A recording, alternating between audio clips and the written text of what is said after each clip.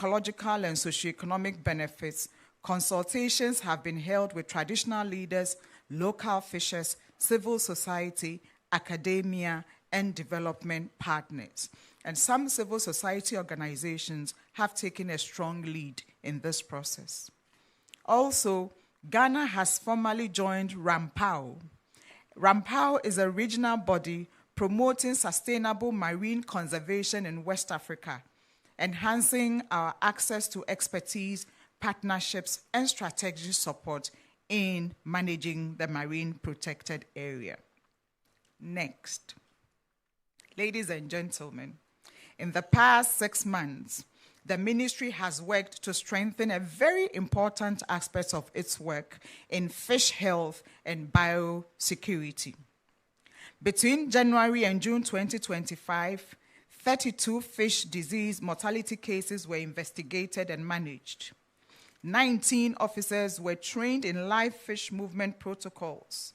56 smallholder farmers and officers were trained on biosecurity and climate change. 31 officers received advanced training in fish health. And a community outreach in Elembele district sensitized a number of stakeholders following an EUS outbreak. Next, aquaculture development. We all know, ladies and gentlemen, the capture fisheries in Ghana are declining due to overfishing, climate change, and IUU fishing. While aquaculture presents a viable alternative, it contributed only 17.5% to national fish production in 2024. Currently, as is His Excellency John Dramani Mahame's big vision to expand the aquaculture program in Ghana, we in the ministry have prioritized aquaculture under the 24-hour economy and accelerated export development program with a focus on value chain investment from production to marketing. Fisheries enforcement measures. The ministry, through the Fisheries Commission, has intensified enforcement efforts.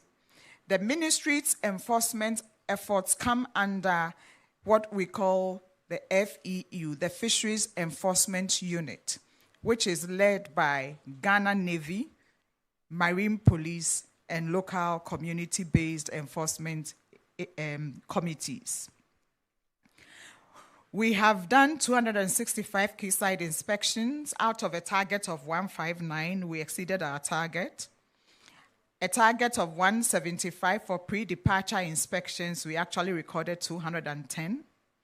We have also done 24/7 electronic monitoring on all industrial vessels.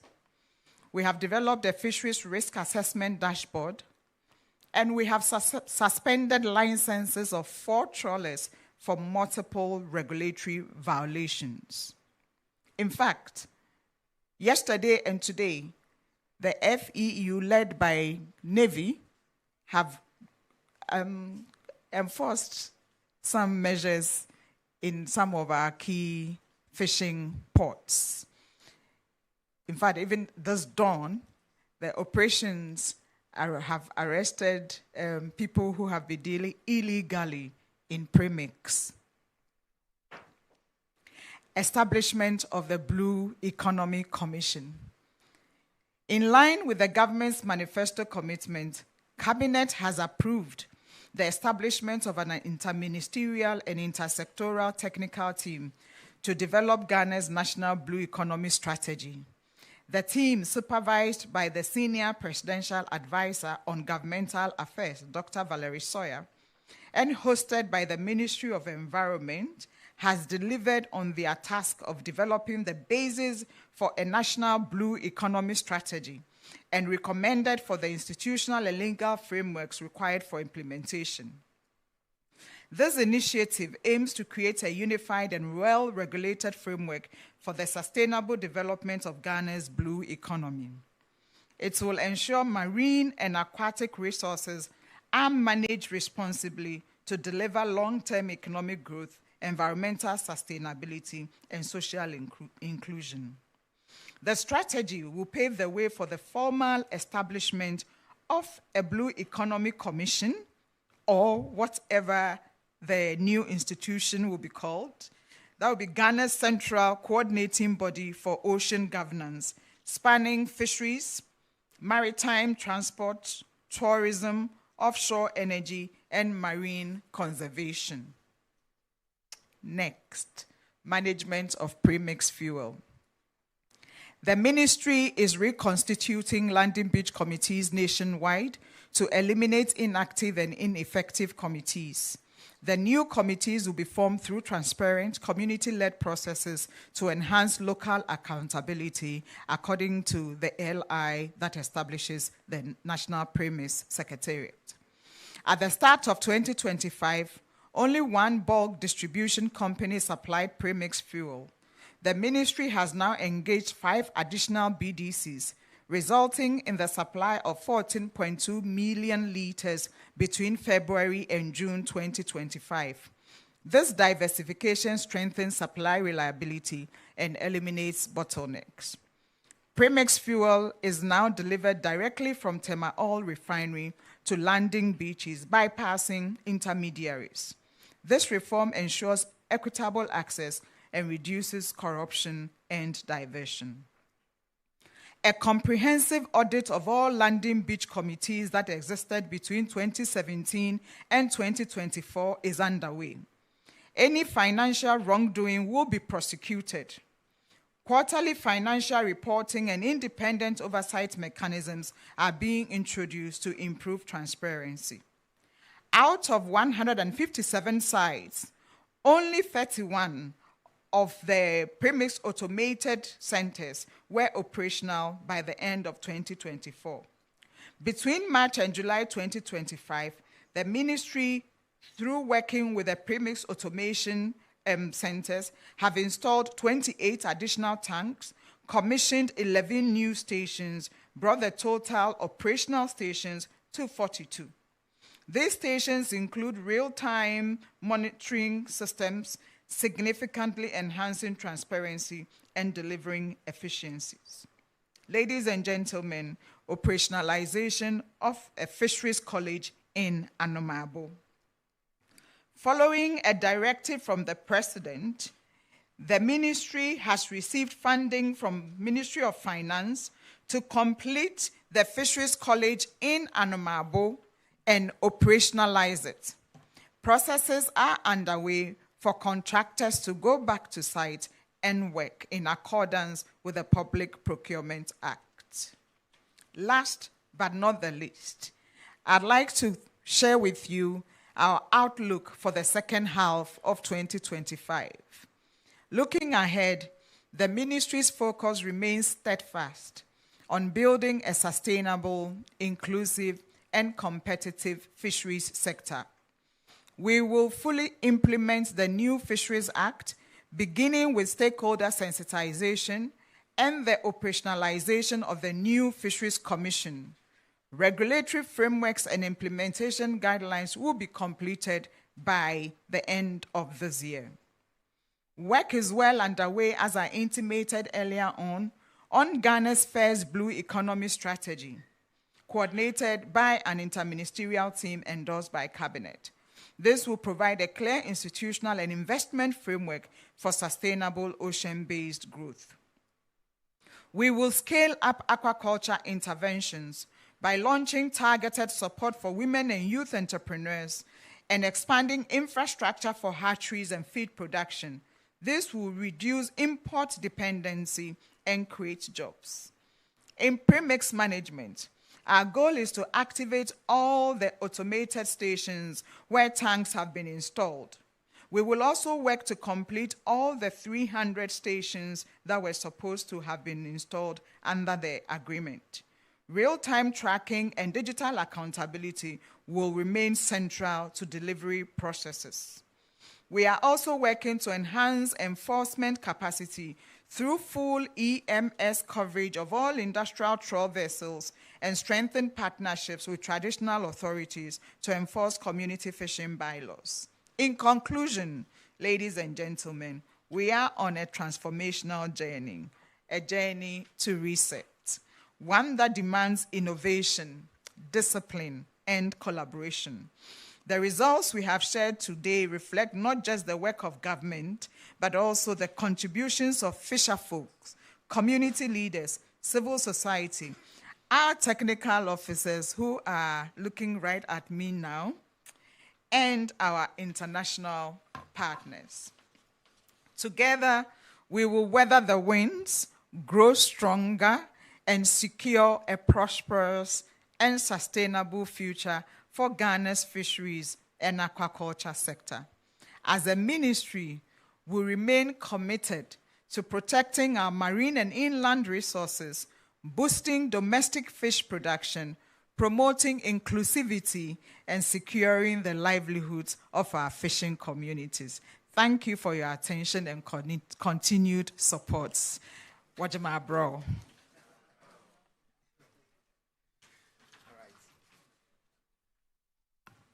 Thank you very much, Honorable Minister, for that comprehensive briefing. At this stage, the floor is open for questions from members of the media present. So, as is the usual rubric, you can come to my left here at the microphone before you and ask any question that you may have about this presentation or any matter relating to the fisheries and aquaculture sector. Thank you very much, Minister Abdulhanan Adam, EIB Network. Minister, you mentioned research. I want to find out from you whether you've taken time to study the various reports by ASEP and other independent bodies regarding how much Ghana is losing annually to the Premix fuel sector. Because if you check, the MPA in 2019 says that we lose about $200 million to fuel smuggling. And when you zoom it into the Premix sector in 2023, up until the first quarter of 2024, Ghana lost or invested about 680 million Ghana cedis to the Premix fuel sector. But much of these resources is lost due to smuggling and those who are engaged in illicit trade of this Premix fuel. Would you recommend, if you go through these reports that I've mentioned, to the President or Cabinet that the Secretariat be scrapped, just as ASEP and other bodies are saying or are calling for the scrapping of the Premix Secretariat? Second question has to do with marine security. In 2019, one Emmanuel ACN went missing on a fishing observation with the Ghana Fisheries Commission. Another person 2 years later also went missing, only to return dead. It's been 6 years, no compensation. The families are calling for justice. And I just want to find out whether you are in the known of this situation and what would you do to ensure that we have confidence in the marine security sector. Thank you. All right, thank you very much. My name is Shadrach Odami Ejare, Metro TV. Mine has to do with ending illegal fishing. Usually when the conversation comes up and people are arrested, the excuse is they do not know where they are supposed to start and end. That is talking of the nautical miles calculation. So going forward, what is the ministry doing? How are people able to identify that this is 10 nautical miles, this is 12 nautical miles, and I'm not supposed to exceed that? Second one has to do with freshwater fishing. You go to places like all communities around the Volta Lake, for instance, and you would see people encroaching the wetlands, siltation, and then other activities ongoing around. Is the ministry taking charge such that we are going to see the water bodies being desilted and people that are encroaching? What is going to happen? Because this is affecting spawning, I am very sure, and affecting fishing stock or fish stock. Lastly is on marine pollution. You enter these vessels and you don't get to see how they deposit their waste, whether from the kitchen or from the engines, their dirty oils. So how are we also dealing with that? Because that also comes back to affect our fishing stock. Thank you. Thank you very much.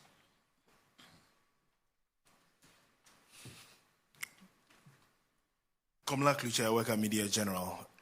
What's the state of the fishing harbor at Jamestown, which in September last year, that's 2024, was commissioned by former head of state, Danado Danko Akufo-Addo? Have we operationalized it? If not, what are you doing as a minister to operationalize it? Then two, successive ministers have had cause to complain about the influx of Chinese in our waters and then aided by Ghanaians. What differently are you doing to ensure we do not have these Chinese who hide behind Ghanaians who front for them to do the fishing in our waters? And they don't just do it, but they even go to the extent of catching even the fingerlings and others that affect the growth of the fish. Thank you.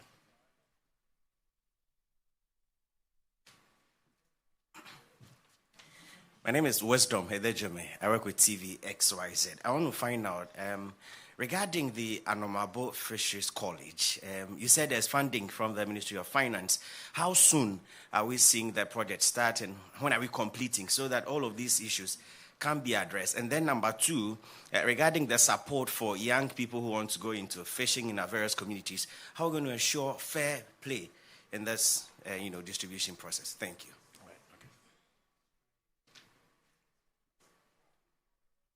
All right, the last question for this session.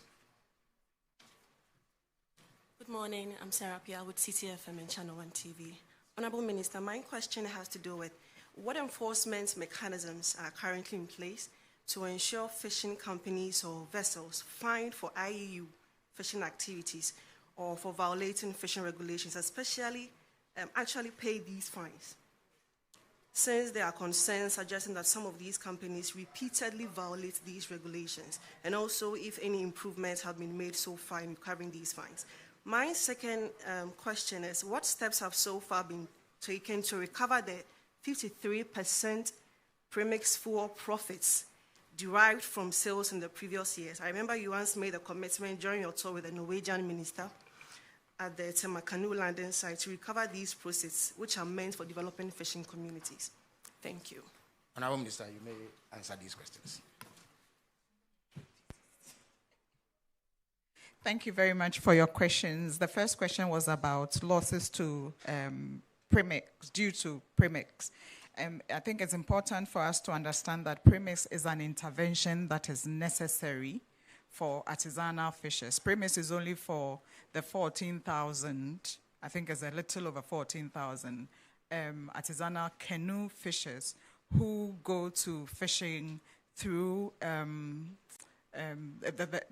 canoes are propelled by outboard motors that use Premix.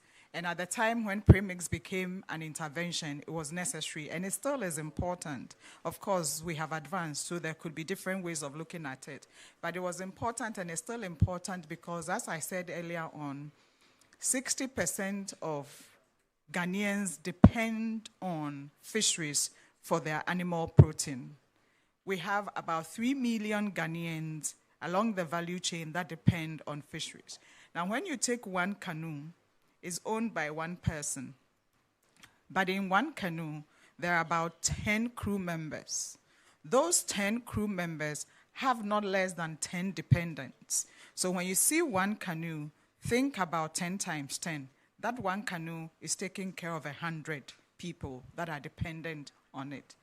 To ensure that the fishery sector runs well, government introduced the subsidized Premix program that should go to fishers to put in their fishing canoes to go fishing and bring fish for Ghanaians to consume, and also for businesses, value addition and what have you.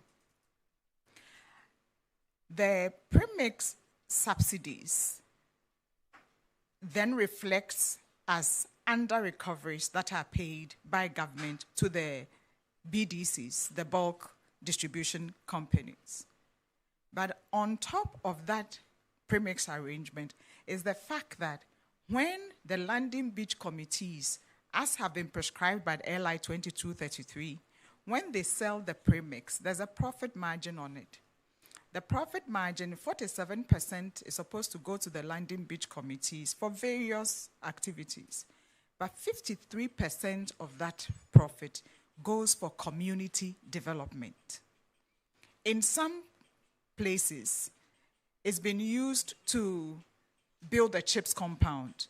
In some places, the 53% profit was used to build a dining hall for the only senior secondary school in that district. In some places, it was used to buy a piece of land where a company built a school on it for the community.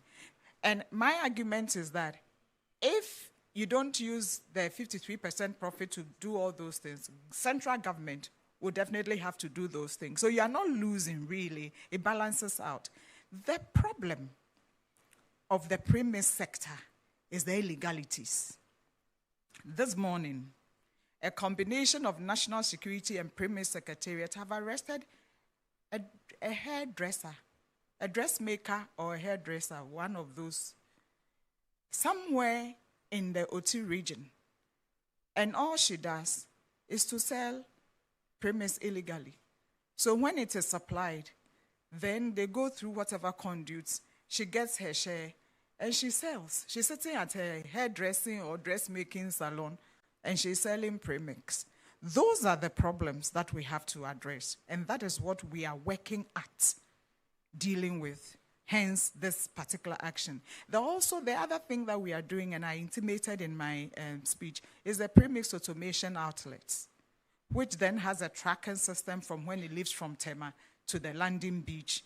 And the system is automated. Your canoe is registered to it. You have a card. You use the card to get your Premix fuel. So then all those excesses and all those smuggling probably will stop. The other thing is the tankers that even take the Premix from Tema Oil Refinery to the landing beach committees. Sometimes they arrive and the quantity is short. The landing beach committees raise concerns and they are threatened. If you complain, we won't bring you Premix. But the poor fisherman does not know that the power does not lie with the tanker driver to either bring Premix or not.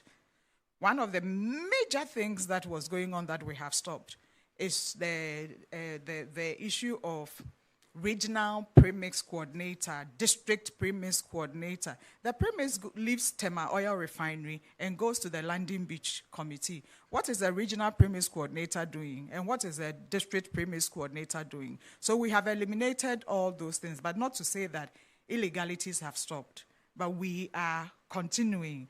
We have been asked to reset, so we are resetting. On the issue of scraping National Premix Secretariat altogether, we haven't reached there yet. But I'd like to state that there's currently some work going on by the University of Ghana Business School, and they came to discuss with us at the ministry, and we gave approval. They are doing research to see if the Premix should be sold at the market price, just like any fuel is sold in Ghana, and then the subsidy that was intended to go to the fisherman rather goes to the fisherman directly in cash. So it's a study they are doing. They came to us. We have assigned some landing beach committees for them to test. So we are waiting for the report. Thank you very much. Marine security and missing observer. Yes, we are very concerned about marine security, and so we are still in talks. Navy is responsible for securing our threshold for us. We have some needs in terms of marine patrol boats and what have you. So we are working on that. On the issue of the missing observer, we have met with the family. Unfortunately, when somebody is declared missing, according to Ghana law, we cannot do anything about it until it's been 7 years, 10 years, 7 years. Then they can be declared dead. Then whatever it is, we insured them. So we have insurance money and whatever to give to them. But we cannot until 7 years have elapsed. And we'll be meeting with the family. We are actually supporting the wife of the deceased. But we also wanted the vessel that the observer was on, that he vanished, to be liable and bear some of the responsibility. Unfortunately, the business has folded since that incident. We are looking at the observer role again very critically. The reason why we have them on board is to observe the illegalities that go on, but sometimes they themselves also get compromised. But we are in the process of recruiting another set, so we are working on that. Ending illegal fishing by marking IEZ. As I said, we have even now extended the artisanal threshold from 6 nautical miles to 12 nautical miles. And the question principally was, how do you mark, like on the streets, you have road markings to say you do left, you do right. But up there, how do you mark? I don't know if any of my technical members here know exactly how we demarcate the distances up on the sea. I will wait for that to be the proper information to be provided. Freshwater fishing, encroaching wetlands and desilting of water bodies. Yes, that's an issue for the ministry, but you know that that's why I spoke about the blue economy, because we have to work together. It's intersectoral. Whereas I'm responsible for fish and life underwater, the water itself, the freshwater bodies, comes under somebody's, another ministry's purview. So we are working together. In fact, there's one that program we are developing now, a nature-based solutions program we are developing now amongst a number of different ministries to address that issue. Marine pollution, yes, that when you go into some of the vessels, the mere conditions on the vessels is unpleasant. That is why in the new law, we have a whole clause on fishers' safety, conditions, and security aboard the vessels. So that is also being reset. Jamestown Fishing Harbour. Just yesterday, I was in a meeting with the Minister of Transport. Cabinet has taken a decision that the two of us, because you see, the ministry is responsible for fish and everything fish, but the Ministry of Transport is responsible for the infrastructure, the harbour, the port, you know what I'm saying? So the two of us are working together to, as soon as possible, operationalize Jamestown Fishing Harbour. There are some issues. There's no water, for example. So there's water work going on now, so that we have water there. And then it's going to be a very, the vision for Jamestown Fishing Harbour is going to be amazing. Now it straddles, I think now 3 ministries: Fisheries, Transport, and Tourism. So just give us more time and Jamestown Fishing Harbour will work. Influx of Chinese and aided by Ghanaians. So again, in this new law, we have put in what we are calling beneficial ownership. We want to know who is really behind the thing. And that what happens is that, yes, Ghanaians take the license, but they enter into partnerships with foreign nationals because of the resource needed to actually purchase and own the vessel and run it. What we've been thinking about and talking about is whether we are at a time in Ghana where we as a nation can support Ghanaians to own their own vessel. Then the story might be different. In fact, there's one vessel owner, in terms of the license holder, who has vehemently made the point that even when they want to recruit Ghanaian staff, there's a problem with captain, there's a problem with the crew, properly trained crew. So we are looking into all of those things. Hopefully, when we meet here again, midterm next year, we will have a different story to tell. And please, let's not make it about a particular foreign nationality. There is a number of foreign nationals that are in our fisheries sector. Fisheries College in Anomabo It's done. Action is going. Nazaba, am I lying? It's going. By the end of this year, Anomabu will start functioning. The construction work. Look, it's been 13 years since Ghana touched the Fisheries College in Anomabu. We just have to finish it, and we are finishing it. Both the president and the vice president have given me ultimatum. We are finishing it, operationalizing it. We'll start school. We'll go to fishery school. All of you media people should come to fishery school so you understand the sector that has massive potential for economic growth, but we don't really recognize it. And fair play for support to aquaculture. We came to reset, so we will reset. I have in my office requests from different members of parliament who have identified one aquaculture opportunity here and there. We are going to work fairly, openly. Remember, I read out our vision. Equity is what is going to guide the way we work. Enforcement measures in place for IUU to pay fines, etc. Again, part of the enforcement measures was it in April? I think it was April, that we suspended the licenses of 4 vessels for 1 year. We are looking into they paying fines as well. Yesterday, when the Navy did their operation at Tema Fishing Harbour, they came across a number of trawlers whose licenses have expired. They've been given ultimatum. They are going to pay and then renew license and also pay fines for the delay. And we are working. In fact, we have one of the centers in Tema that is supporting in this process. Then steps to recover 53%. I have written to all municipal, metropolitan, municipal, and district chief executives through the Minister for Local Government. We have instructed them all to ensure that those who sold Premix in the past 8 years account for the 53% profit margin that was for the community. It is for the community, so bring it back.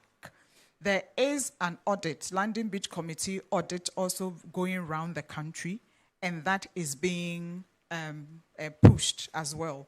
In fact, some communities, some districts have already started the accountability process. In one community, the chief fisherman got the information on all premix supplies that went into that particular landing beach area and then demanded accounts from the landing beach committee members who managed premix sales during that period. Demanded the bank account statement and realized that they took what was in it, but it was not adequate, so they are demanding more. So we are going to do that. We will ensure that every penny that belonged to the community for community development is retrieved. The people who sold the premix, they are there. They haven't vanished. They are still there. They built mansions, so they probably will sell the mansions and bring the money back. But it's in the same vein that we are telling the current landing beach committees that they too will render accounts, quarterly accounts, and maybe we'll take accountability series to the communities, the landing beach committees, when accounts are being rendered so that it is public. And then everybody sees that what is not yours, you don't take. It's for community development. Let's use it for that. Thank you very much.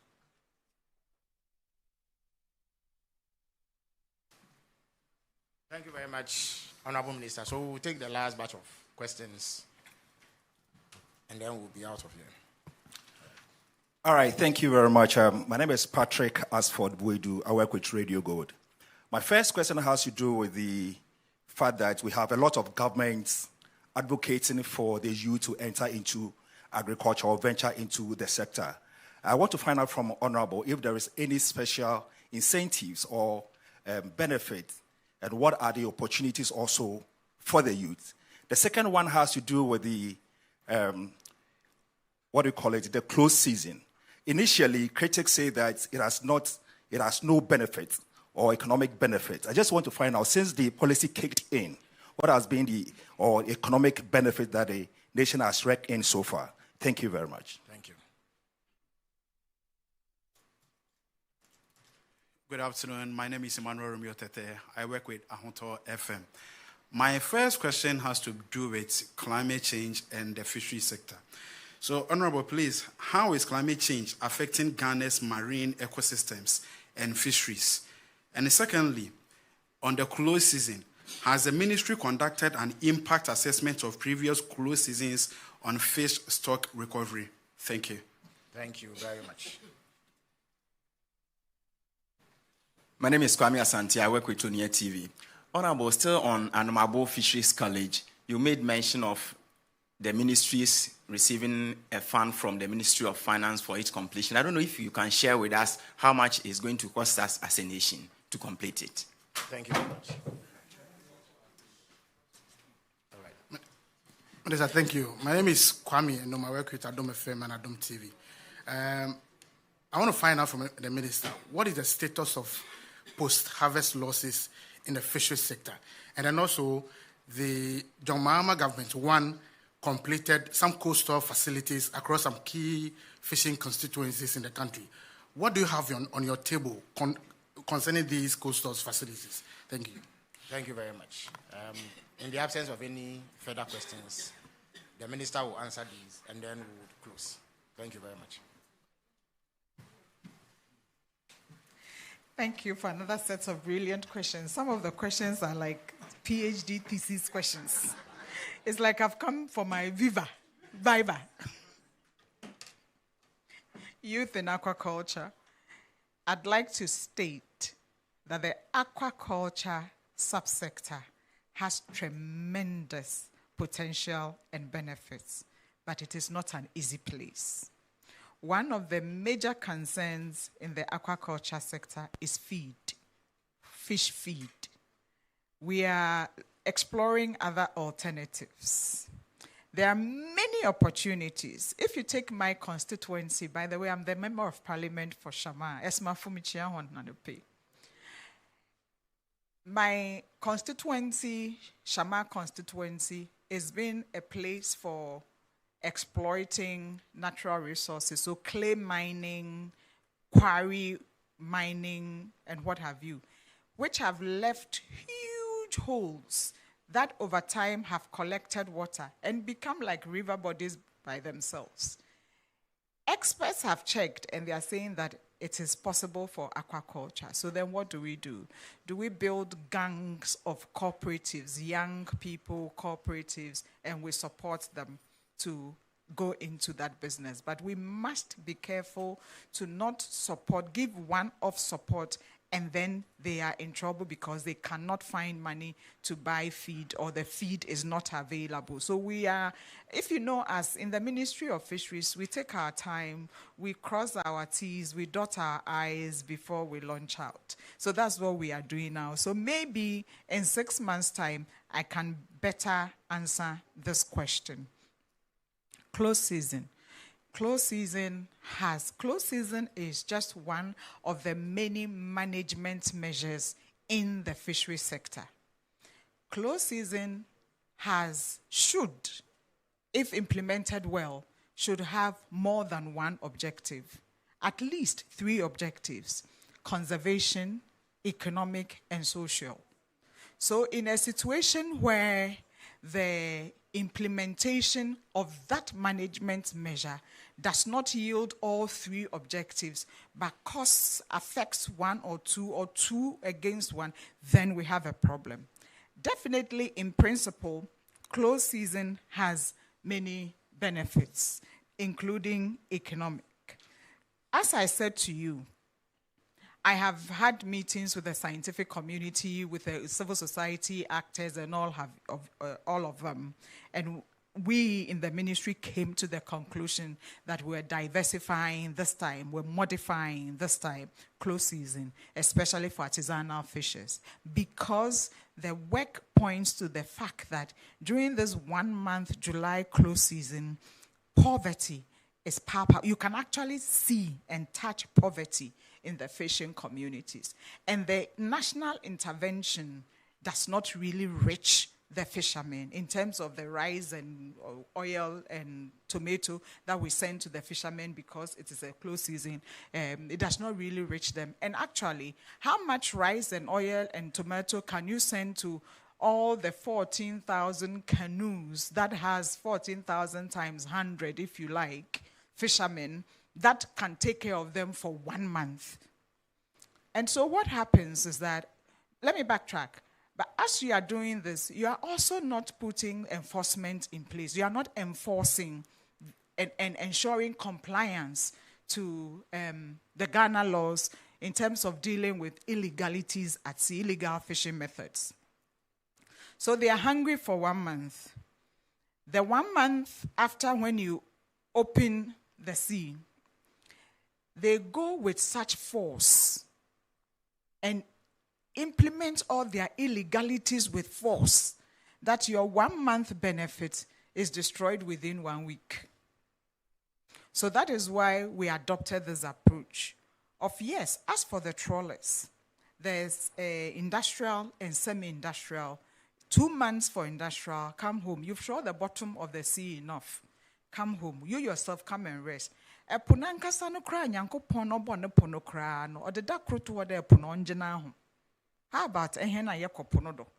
Into jewan home. So the artisanal canoe fishers, we engaged them and said, 2 conditions. 1, go back and observe the traditional management measure. Manananum what's be no traditional management. Ananum paying for a water ase when you most me porty. So they came out with 1 day no fishing. In most places it's Tuesday. Enforce it. Just comply. And that one is not for government to enforce because it's a traditional arrangement. So the chief fisherman who forms part of the traditional leadership structure is responsible for enforcing. But because we don't respect leadership anymore in this country, they've lost their authority. That's why we worked with the Ministry of Local Government and through MMDCs, work with chief fishermen to come out with bylaws in the district assembly, making the Tuesday traditional management measure compulsory by law, by force.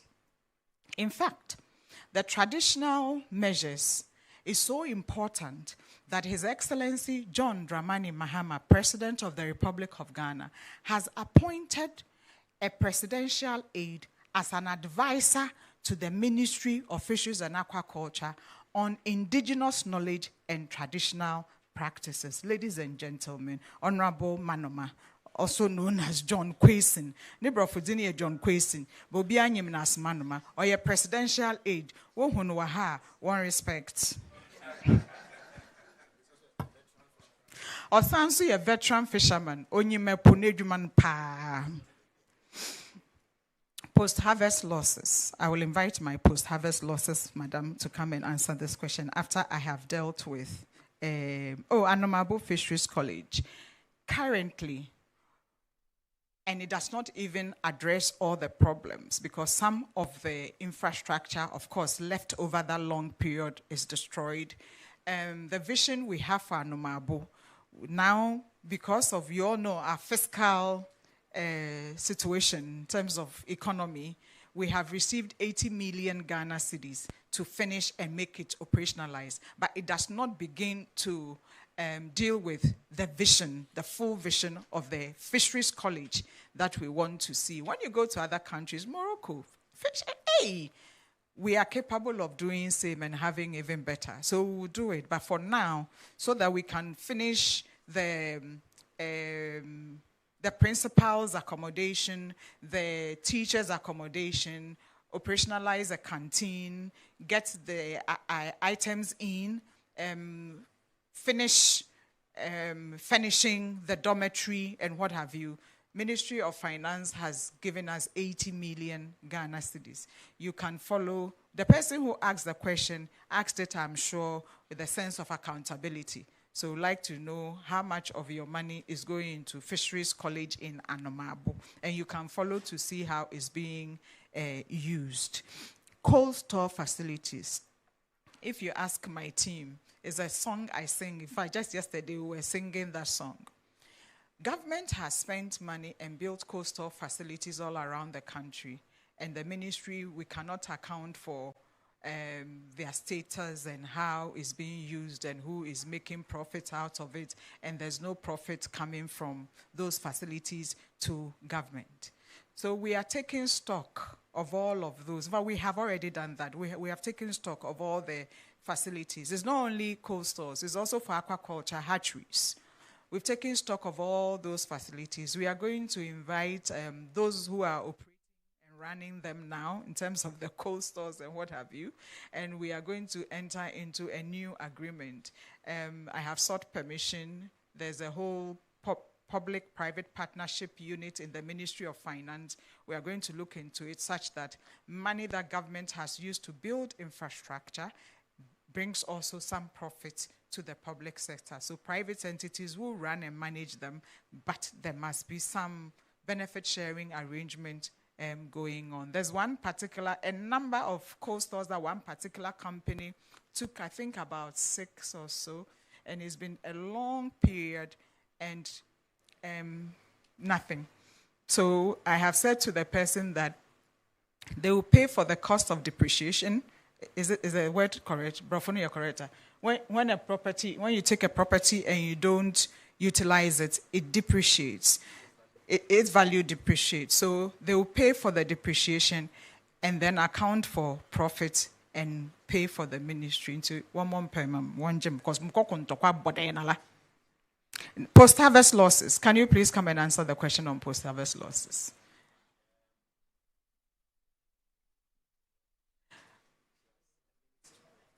I hear you have just 1 minute. Thank you.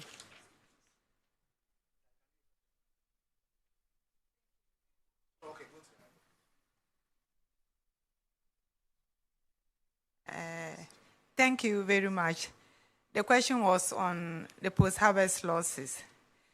2 years ago, there was a research done on post-harvest losses, and the research paged the figure at 22.5%. But I would just like to state that when it comes to post-harvest losses, we have 3 angles to it: the quantity loss, the nutritional loss, and the economic loss. So it's a bit complex and it's ongoing. It's something that keeps changing. Thank you very much.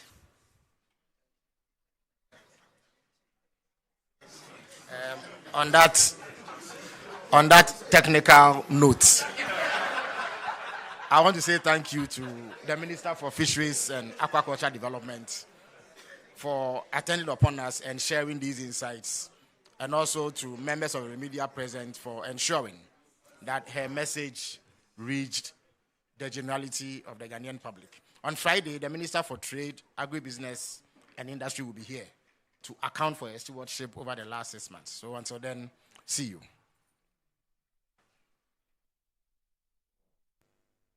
MP for Shamar and Minister for Fisheries and Aquaculture, Emilia Arthur, there addressing the media as part of the Gov't Accountability Series, speaking to issues of the WTO agreement ratification, the Fisheries College, Premix fuel, post-harvest losses, as well as the close season. We'll bring you updates in our subsequent bulletins here on Channel 1 Television. Up next is a news feed.